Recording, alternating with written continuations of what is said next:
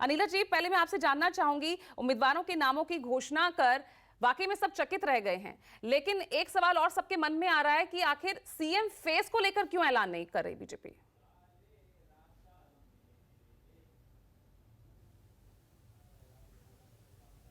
मेरी सबको राम राम। और देखिए, ऐसा है कि अगर ये कहा जाए कि नहीं नहीं, ये तो सब बहुत ही भौचक्के रह गए।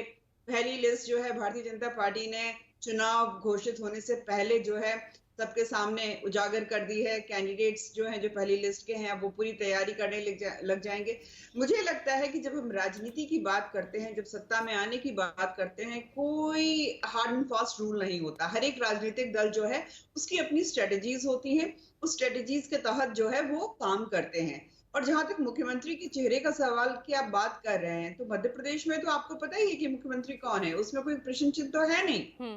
बाकी राजस्थान की अगर आप बात करते हैं, या छत्तीसगढ़ की बात करते हैं, या कोई और राज्य की बात करते हैं, मध्य प्रदेश की भी अगर आप बात करते हैं, तो डेफिनेटली मुख्यमंत्री तो होगा ही, वो भी भारतीय जनता पार्टी का चेहरा ही होगा। अब वो एक्स हो, वाई हो, जेड हो, क्या फर्क पड़ता है।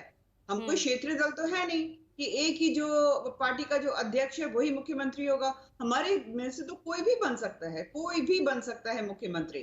तो ये लिबर्टी और ये डेमोक्रेटिक वैल्यू जो नेशनल लेवल पार्टीज है उनके अंदर होती है। तो डेफिनेटली मुझे लगता है ये कोई बहुत बड़ा मुद्दा नहीं है कि मुख्यमंत्री का चेहरा कौन होगा। सबसे बड़ा मुद्दा ये है कि चुनाव कौन जीतने वाला है, और चुनाव भारतीय जनता पार्टी जीतेगी, ये मैं फुल कॉन्फिडेंस के साथ कह सकती हूँ। क्योंकि नहीं, अगर ये भी मैं तो इन मैसेज आ सकता है ना नीला जी, कि अंतरकलह पार्टी में ठीक है, एमपी में तो आपने ठीक है साफ कर दिया, लेकिन राजस्थान छत्तीसगढ़ अंतरकलह इतना है कि डिसाइड ही नहीं हो पा रहा, ये भी एक संदेश जा सकता है। देखिए, ऐसा है कि कोई भी परिवार हो, या कोई भी राजनीतिक दल हो, या कोई भी इस प्रकार का कोई भी बॉडी होती है, तो अपने अपने व्यूज होते हैं, उसको अंतर्कलह नहीं बोलेंगे। अपने अपने पॉइंट ऑफ व्यूज हो सकते हैं। जब जुड़वा पैदा हुए बच्चों के पॉइंट ऑफ व्यूज नहीं मिल पाते हैं, तो ये तो इतने बड़े बड़े संगठन होते हैं राजनीतिक दल की, अगर मैं बात करती हूँ, अगर यहाँ पे डिफरेंट पॉइंट ऑफ व्यूज है तो उसको अंतर्कलह नहीं कहते। पर हाँ, ये जो नेतृत्व होता है, सीनियर लीडरशिप होती है, वो इसको कैसे सॉर्ट आउट करते हैं, इस पे बहुत मैटर करता है। भारतीय जनता पार्टी का अपना एक मैकेनिज्म है, एक अनुशासित पार्टी है, एक पिरामिड सिस्टम है। मुझे लगता है कि कोई भी किसी भी प्रकार का कोई भी इश्यू आएगा, जैसे हम पहले उसको सॉर्ट आउट करते आए हैं, अब भी कर लेंगे। जैसे कि विपक्ष कह रहा है, नीला जी, कि कहीं ना कहीं सरकार डरी हुई है, और इसीलिए ये इतने भारी जो फेरबदल हमें दिख रहे हैं, इतना पहले उम्मीदवारों के नामों की घोषणा करना, क्या वाकई चुनौती इस बार है बीजेपी के लिए? दो बात कहूंगी यहाँ पे। कोई भी चुनाव हो, छोटे से छोटा चुनाव हो, बाय इलेक्शन हो, कोई भी हो, ठीक है, प्रधानी से लेके सांसदी का चुनाव हो, हाँ, हम हर चुनाव को चुनौती की तरह लेते हैं। हमारे ऊपर आरोप भी लगाए जाते हैं कि आप 365 दिन 24/7 चुनावों की तैयारी करते हैं। हाँ, हमारे ऊपर आरोप लगाते हैं कि हमारे जो सीनियर लीडर्स हैं वो छोटे से छोटे चुनाव के लिए भी पूरी मेहनत करते हैं। हाँ, हम करते हैं, क्योंकि हम हर चुनाव को चुनौती की तरह लेते हैं।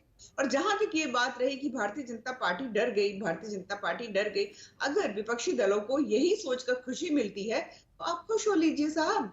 आप तय नहीं करेंगे भारतीय जनता पार्टी का भाग्य। भारतीय जनता पार्टी का भाग्य तो इस राज्य की जनता जो है वो तय करेगी। तो आपको अगर लगता है बीजेपी डर गई है तो खुश हो लो, आप यही सोच के खुश हो लो। हम तो अपनी तैयारी में लगे हुए हैं। जनता का हमें साथ चाहिए, विश्वास चाहिए, आशीर्वाद चाहिए, और पूरे विश्वास के साथ मैं कह सकती हूँ जनता भारतीय जनता पार्टी के लेकिन साथ अनिला खड़ी जी, जो है। कभी नहीं हुआ वो बीजेपी में इस बार हुआ।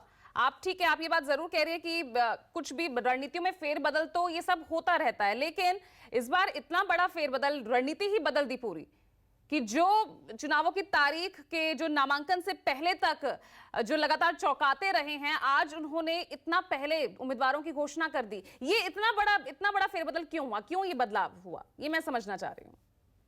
भारतीय जनता पार्टी का अगर आप टेन्योर देखेंगे, और विशेषकर अगर आप बात करते हैं, तो जब से हमारे जो senior most leadership Narendra Modi ji आए हैं, आप देख लीजिए, जो कभी इतिहास में नहीं हुआ वो होता है। और लोग कहते हैं अरे चौंका दिया।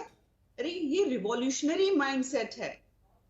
वो अपने आप में एक अद्वितीय अद्भुत राजनीतिज्ञ हैं। इतिहास में ऐसे राजनीतिज्ञ, जो विश्व इतिहास में ऐसे राजनीतिज्ञ बहुत कम रहे हैं। हम राजनीतिक दल हैं, हम सत्ता में आने के लिए चुनाव लड़ते हैं। हम पहले टिकट्स डिक्लेयर करें या एंड मोमेंट में करें, ये हमारी स्ट्रेटेजी है।